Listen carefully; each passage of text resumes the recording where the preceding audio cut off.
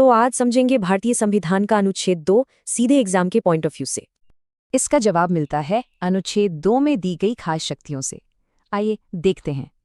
ये है अनुच्छेद 2 का सटीक टेक्स्ट और ये शक्ति सिर्फ और सिर्फ संसद को देता है।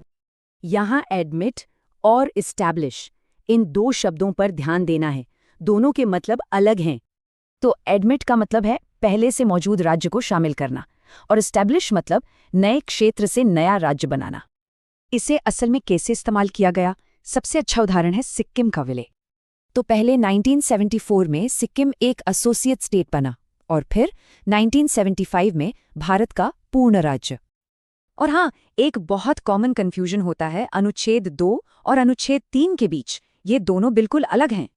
याद रखिए, अनुच्छेद 2 बाहरी क्षेत्रों के लिए है, जबकि अनुच्छेद 3 देश के अंदर के राज्यों के लिए। सरकार इंटरनेशनल लॉ से मान्यता प्राप्त तरीकों से विदेशी जमीन का अधिग्रहण कर सकती है। ये तरीके हो सकते हैं संधि, खरीद, उपहार या फिर जीत। इसके बाद संसद अनुच्छेद 2 के तहत काम करती है। अनुच्छेद 2 अकेला नहीं है, ये अनुच्छेद 1 और 4 से भी जुड़ा है। चलिए देखते हैं कैसे। अनुच्छेद 1 बताता है भारत क्या है और अनुच्छेद 2 इसमें नए राज्यों को जोड़ने का तरीका बताता है। अब आता है अनुच्छेद 4, जिसमें अनुच्छेद 2 के तहत बने कानूनों के बारे में एक बहुत ज़रूरी डिटेल है। नए राज्यों को शामिल करने वाले कानून के लिए बस एक साधारण बहुमत यानी सिंपल मेजॉरिटी की ज़रूरत होती है, स्पेशल मेजॉरिटी की नहीं। सबसे ज़रूरी बात, ऐसे कानूनों को अनुच्छेद 368 के तहत संविधान संशोधन नहीं माना जाता। चलिए अब कुछ एग्जाम में आने वाले सवालों से इसे और पक्का कर लेते हैं।